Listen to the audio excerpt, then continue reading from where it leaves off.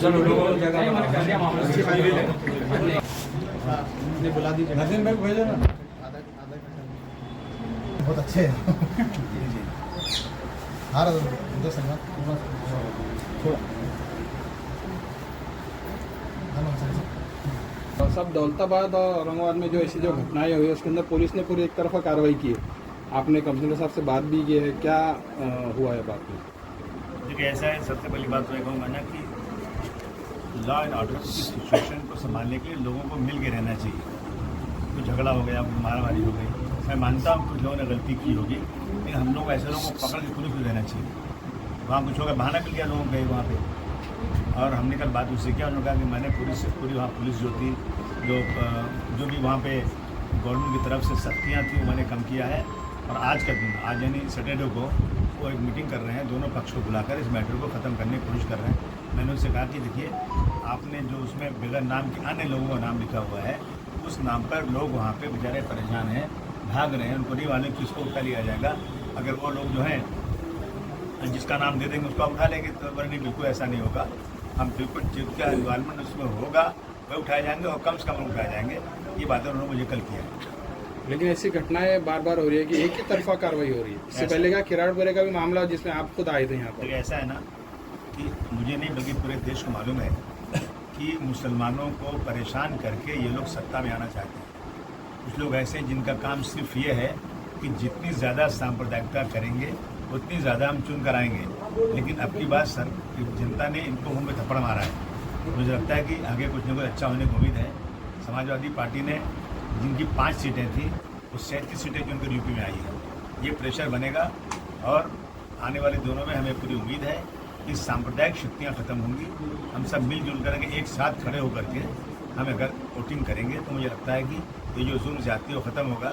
मैं आपकी बात बिल्कुल मानता हूँ कि आज यहाँ पर कानून नाम की चीज़ बहुत कम बची है। जो सत्ता पक्ष में है ना, वो लोग अपनी मनमानी जो चाहे करा लेते हैं।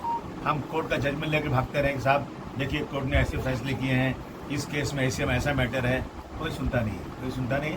मैं एमएलए होने के बाद भी ये बात कह रहा हूँ कि आजकल जो है पुलिस के यहाँ प्रेशर पड़ता है तो पुलिस भी परेशान होकर के उन्हीं की बात सुनती है जो लोग सत्ता पक्ष में है। हम कोशिश करते हैं, करेंगे। अभी असेंबली का सेशन शुरू हो रहा है, जो जो इश्यूज़ आए उसको उठाएंगे और कोशिश करेंगे कि किसी तरह से ये चीज़ कम हो। महाराष्ट्र में विधानसभा के कितने सीटें समाजवादी पार्टी लड़ेगी? समाजवादी पार्टी औरंगाबाद तो जरूर लड़ेगी, ये पक्का है कि समाजवादी पार्टी औरंगाबाद की 2 सीट में चाहे दोनों सीट या एक सीट 100% लड़ेगी।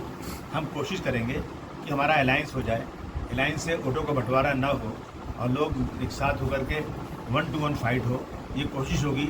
अब जो बड़ी पार्टियां यहाँ पर कांग्रेस हैं और शिवसेना के जो है उद्धव ठाकरे साहब हैं, शरद पवार साहब हैं, अगर ये लोग इंसाफ करेंगे, कायदे से बात करेंगे, हमारी कम्युनिटी को भी सीटें देंगे तो हम लोग ज़रूर साथ में रहेंगे। लेकिन अगर ये बातें नहीं सुनेंगे, अवॉइड करेंगे, फिर मरता क्या नहीं करता। मैं वही करूँगा मैं कि मैं 30, 35, 40 सीटें लड़ाऊँगा और कोशिश करूँगा कि मैं उन सीटों में जुड़ जाऊँ। एमआईएम के साथ अलायंस के कोई सवाल ही पैदा नहीं होता। एक ऐसी पैरेलल लाइन जो कभी मिलेगी नहीं। अच्छा, महाराष्ट्र के अंदर जो अभी एक इश्यू चालू है आरक्षण को लेकर, 2 समाज आमने सामने है, तो आपको लगता है कि सरकार दोनों को जानबूझकर आगे कर रही है, आमने सामने कर रही है? नहीं, बिल्कुल सरकार लड़ाना चाहती है, लेकिन मैं सबसे पहले आने वाले असेंबली के इलेक्शन में तमाम वो लोग जो सेकुलर हैं मुसलमानों के साथ साथ, वो कांग्रेस, उद्धव जी और एनसीपी के शरद पवार साहब से मिलकर ये वादा ले लें उनसे कि आप लोगों ने ही इसमें उद्धव जी को छोड़ करके 2 पार्टियां कांग्रेस और एनसीपी, इन्होंने ही ये मुसलमानों के रिजर्वेशन का बिल लाया था। आपने लाया था और आपने हमें यकीन दिलाया था कि हम मुसलमानों को रिजर्वेशन देंगे और आपने नहीं दिया। अब अगर चुन के आप आए तो आप इन राइटिंग लिख कर दीजिए कि आप आते ही फ़ौरन हमारे को रिजर्वेशन देंगे, और नहीं देंगे ना तो हम आपका बाइकआउट करेंगे। जी बोलिए। मैं पूरे महाराष्ट्र में नज़र रखे हुए हूँ कि पार्टी बढ़ाने के लिए जो अच्छे लोग हैं उनको लाया जाए, जो लोग समाज के लिए कुछ करना चाहते हैं। आजकल क्या ना कि माफ़ करना, बुरा नहीं बनना कि वर्करों को, सत्ता के लोभी हो गए हैं लोग। सत्ता जहाँ रहेगी वहाँ रहेंगे और आइडियोलॉजी भूल चुके हैं लोग। आइडियोलॉजी पे रहना चाहिए। एमएलए, एमपी, मिनिस्टर ये लीडर नहीं है। लीडर बनो, लीडर। कौम के लिए काम करो, मुल्क के लिए काम करो। और एमएलए, गांधी जी एमएलए नहीं थे? डॉक्टर राम मनोहर लोहिया एक बार जीते थे, दूसरी बार बाई इलेक्शन में आए, फिर इंतकाल हो गए। पूरी दुनिया में सोशलिज्म में मशहूर है। डॉक्टर भीमराव अम्बेडकर साहब जीते नहीं, राज्यसभा गए थे, लेकिन लीडर हैं, पूरे दुनिया में उनका नाम है। इसी तरह से मैं वर्करों से कहना चाहता हूँ कि आप लोग डट करके काम कीजिए देश के लिए और आपसी भाईचारगी को बनाए रखिए।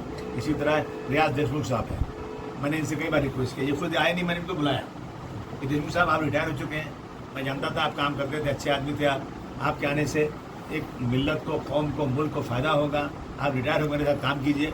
और इन्होंने आज वादा किया कि मैं समाजवादी पार्टी में शामिल हो रहा हूँ। ये शामिल हो गए समाजवादी पार्टी में, मैं इनको बहुत बहुत बधाई देना चाहता हूँ।